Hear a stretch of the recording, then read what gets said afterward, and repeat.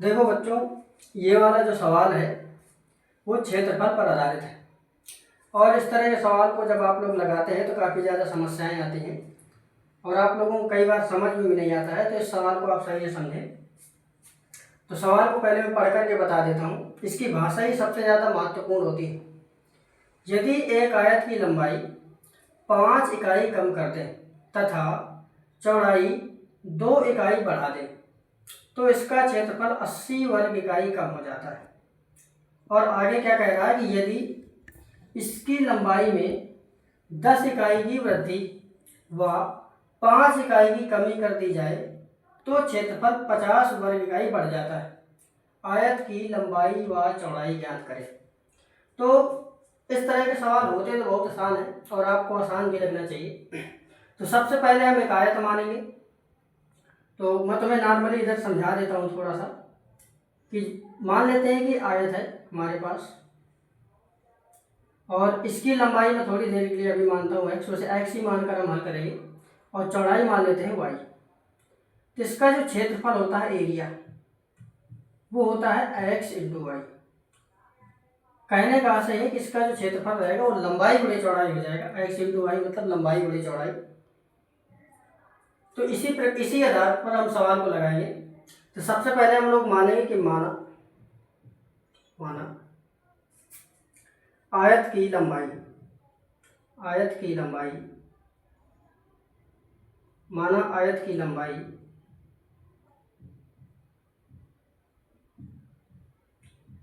X इकाई है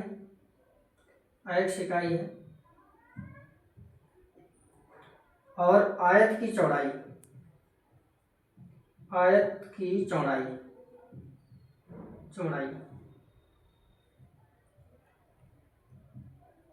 Y इकाई है। हमने लंबाई मान ली है एक्स, चौड़ाई मान ली है वाई और इसका साथ ही मैं क्षेत्रफल भी लिख दूंगा। आयत का क्षेत्रफल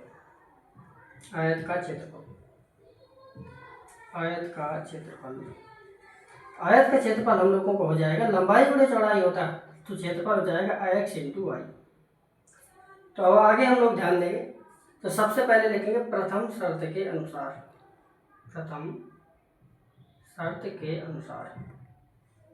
तो हमारी प्रथम शर्त क्या कह रही है इसको समझना है। तो प्रथम शर्त के अनुसार अगर हम बात करते हैं तो लिखा है कि यदि आयत की लंबाई 5 इकाई कम कर दे तो हमारे पास लंबाई कितनी दी है, एक्स दी है, तो आप 5 कम कर दो। तो 5 करने पर हो जाएगा एक्स माइनस का 5। साथ ही में कह रहा है कि तथा चौड़ाई 2 इकाई बढ़ा दें। तो आप चौड़ाई को बढ़ा दीजिए, चौड़ाई थी वाई और बढ़ा करके हम लोग कर देंगे वाई प्लस 2। अब ये लंबाई है और ये चौड़ाई है, अगर इनका आपस में गुणा कर दो तो हो जाएगा क्षेत्रफल। इसका क्षेत्रफल कितना होगा, तो क्षेत्रफल के बारे में बात कर लेते हैं। तो कह रहा है इसका क्षेत्रफल 80 वर्ग इकाई कम हो जाता है। मतलब पहले एक्स वाई था तो 80 कम हो गया, तो एक्स वाई से आप क्या कर दें 80 आप जो है कम कर दें। ये हमारा बन गया पहली शर्त है ये। अब गुणा कर लेते हैं। तो वाई का एक्स से गुणा करेंगे तो हो जाएगा एक्स वाई और वाई का -5 से गुणा करेंगे तो 5 वाई हो जाएगा। अब 2 का x से गुणा करेंगे तो हो जाएगा प्लस का 2x और 2 का 5 से गुणा करेंगे तो 2 पंचे माइनस का 10। ये प्लस की संख्या थी, ये माइनस की थी तो आपको -10 आ गया। इस तरह आप लोग जानते होंगे पहले से भी। x इंटू वाई और ये हो गया 80। तो यहाँ पर क्या रहता है कि दोनों पक्षों में जो बराबर वैल्यू होती है उनको आप लोग कैंसिल ही कर देते हैं। तो यहाँ से मैं एक्स वाई को एक्स वाई से कैंसिल कर देता हूँ। 2x को मैं थोड़ा आगे लिख लेता हूँ माइनस का 5 वाई और ये -10 को मैं उस साइड ले जाऊँगा तो -80 था पहले से, -10 उस साइड जाएगा तो +10 हो जाएगा। तो 2x -5 वाई बराबर 80 में से 10 चला जाएगा, घट जाएगा, बच जाएगा 70 और इसको हम मान लेंगे समीकरण 1। अब हम द्वितीय शर्त के अनुसार समझेंगे क्या बातें दी गई हैं। लिखेंगे द्वितीय शर्त के अनुसार। तो द्वितीय शर्त में हम लोगों को क्या दिया हुआ है समझते हैं। तो द्वितीय शर्त यहाँ से चालू है। यदि इसकी लंबाई में 10 इकाई की वृद्धि, तो लंबाई में 10 इकाई की वृद्धि कर देंगे तो पहले x था, और 10 बढ़ा देंगे तो हो जाएगा x + 10। और आगे करा हुआ 5 इकाई की कमी कर दी जाए। अगर हम 5 इकाई की कमी कर देंगे तो यहाँ पर y थी चौड़ाई, और 5 कम कर देंगे तो हो जाएगा y - 5। तब आगे क्या कह रहा है कि आगे कह रहा है तो क्षेत्रफल 50 वर्ग इकाई बढ़ जाता है। तो क्षेत्रफल बढ़ जाएगा 50, तो पहले कितना था x × y था, और आप इससे क्या करते हैं 50 बढ़ा दें, 50 बढ़ गया। अब ये वाला क्षेत्रफल आएगा नया वाला, तो क्षेत्रफल करो, ये लंबाई है चौड़ाई है, गुणा कर लेते हैं। तो गुणे का चिन्ह लगाएं या ना लगाएं, ये गुणा ही माना जाता है। तो y का x से गुणा करेंगे तो x × y हो जाएगा, y का 10 से गुणा करेंगे तो 10y हो जाएगा, -5 का x से गुणा करेंगे तो -5x हो जाएगा, -5 का 10 से गुणा कर देंगे तो -50 हो जाएगा, बराबर इधर xy है और प्लस का इधर है 50। अब आप देखेंगे कि दोनों साइड से xy, इधर का xy कैंसिल कर देंगे आराम से। इसको हमने क्या कर दिया, इससे हमने कैंसिल कर दिया।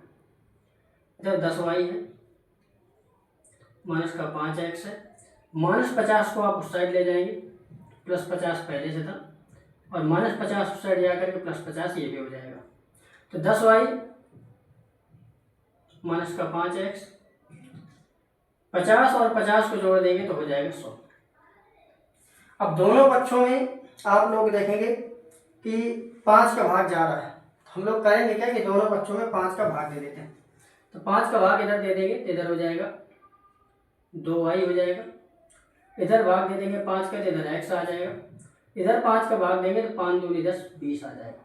अब एक काम अगर हम करें, -x को उस साइड ले जाएं और 20 को इधर ले आएं, तो 2y 20 इधर आ जाएगा -20, और -x को मैं उस साइड ले जाऊंगा तो हो जाएगा +x। तो यहाँ से x का मान जो मैंने निकाला है वो निकाला 2y - 20। इधर थोड़ा ये उल्टा लिखा है, तो ये उल्टा नहीं माना जाता है, इसको आप सीधा भी लिख सकते हैं सही से। तो x का मान निकला है 2y - 20। अब इस x के मान को मैं समीकरण 1 में रख दूंगा, और इस तरह से जो हल करने की विधि होती है उसको बोलते हैं प्रतिस्थापन विधि होती है। तो लिखेंगे x का मान समीकरण 1 में रखने पर समीकरण 1 क्या था, 2x - 5y, और बराबर था हमारे पास -70। 2 x का मान हमने कितना निकाला है 2y, इसको कोष्टक के अंदर रख देंगे, 2y - 20 - 5y बराबर हो जाएगा -70। 2 दूनी 4y, और 2 का गुणा 20 से करेंगे तो -40 हो जाएगा, -5y बराबर है -70। और -5 है, ये +4 है, तो 5 में से 4 घट जाएगा तो -y बचेगा, और इस -40 को उस साइड में ले जाऊँ तो -70 + 40, तो -y 70 में से 40 जाएगा घट जाएगा तो बचेगा -30, ये माइनस कैंसिल हो जाएगा तो y का मान आ जाएगा +30, माइनस से माइनस कैंसिल हो जाता है, तो y का मान आ गया 30। अभी तो हमारे पास केवल y का मान आया है, तो x का मान निकालने के लिए हम यहाँ पर रख देंगे। x के मान के लिए क्या करेंगे, हमको दिया है 2y - 20, तो y की जगह में रख देंगे 30 - 20, 30 दूनी हो जाएगा 60, और 60 में से 20 घट जाएगा, बचेगा 40। x का मान जो हमारे पास निकल कर आया वो निकल करके आया 40। तो यहाँ पर हम इस बात को कह सकते हैं कि जो आयत की लंबाई है वो कितनी निकल करके आई है, 40 यूनिट निकल करके आई, 40 इकाई हम कह सकते हैं।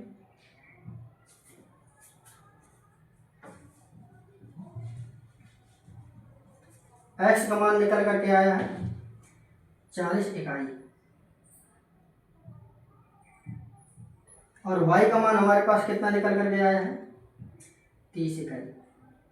तो आप इस प्रकार से आगे इसका उत्तर भी दे सकते हैं। उत्तर देने के लिए सबसे बढ़िया तरीका होता है कि आप नीचे लिखें कि अतः आयत की लंबाई 40 इकाई है और चौड़ाई 30 इकाई है, ये सबसे बढ़िया तरीका होता है। तो आप लोगों को ये वाले सवाल समझ में आया होगा सही से।